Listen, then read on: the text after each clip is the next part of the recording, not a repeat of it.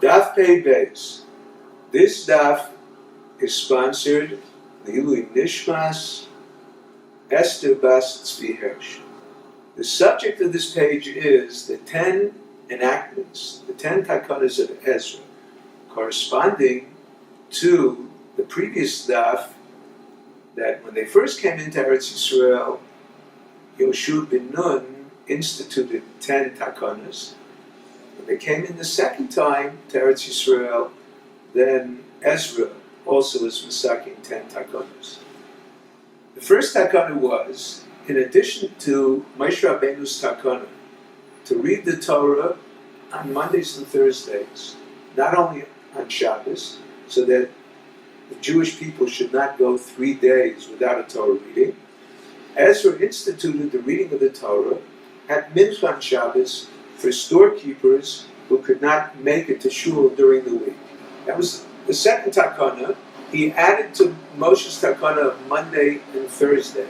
Moshe had either one person read 3 psukim, or 3 people each reading 1 pasuk in the Torah, connected the Kohanim, Levim, and Yisraelim.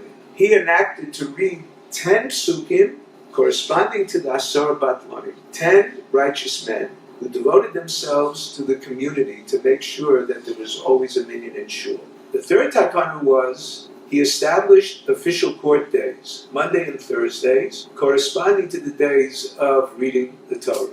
Fourth Takana was he instituted that one may launder his clothing on Thursday in preparation for Shabbos, so that people would have sufficient time to prepare food and bathe for Shabbos on Friday. He instituted as number 5, eating garlic on Friday night to increase the strength of the Torah scholar's semen, who cohabited with his wife on Friday night. Other people also, it's a mitzvah to eat garlic, particularly the Talmidei Chachamim that lived with their wife from Leil Shabbos to Leil Shabbos. The sixth Takana, he instituted if a woman is baking bread for a family, she should get up earlier in the morning so that the bread would be ready for the poor people. The seventh Takana was a woman should wear undergarments as a sign of modesty. The eighth Takana was he instituted a woman cannot rely on purely an examination of her hair to ascertain whether there is anything that interposes for a immersion.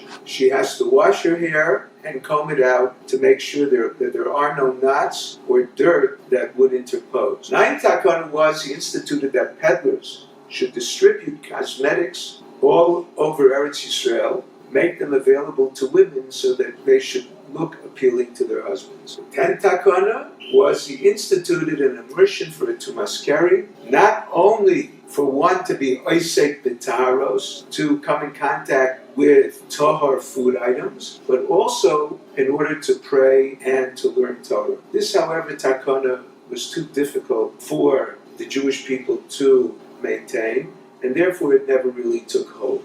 In addition to that, there were 10 Takanas that were unique to the city of Yerushalayim. The first one was, according to the opinion that Yerushalayim was not divided amongst the tribes, one who would sell a house in Yerushalayim had no time limit to redeem it, as in other walled cities where he only has 1 year. The second Takana was, if a dead body was found outside Yerushalayim, then the ceremony of the decapitated calf was not performed for the same reason as the first Takana. The third Takana was Yerushalayim would never be proclaimed an Ir Nidacha, a city that would be destroyed for idolatry.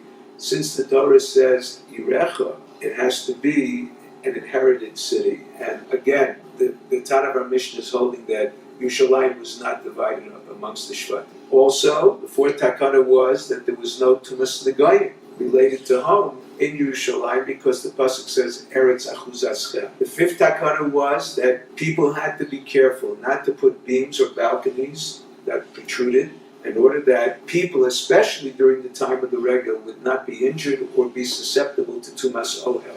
The sixth Takana was they were not permitted to make garbage heaps to prevent contamination by dead creatures usually found there. The seventh takana was no kilns were permitted because the smoke blackened the walls of the city and also mixed with the smoke of the Mizbeach. The eighth takana was that people were not permitted to plant gardens and orchards because of the smell of fertilizer and decayed matter of dead plants. The ninth takana was one was not permitted to raise chickens in Yerushalayim because they would peck around the dung heaps and find and transport even a lentil-sized piece of a sheretz, which would be matame. The 10th and last takana was one cannot delay the burial of a mace, even to honor the dead person by having more attending his funeral. This law was a tradition and not so much based on logic.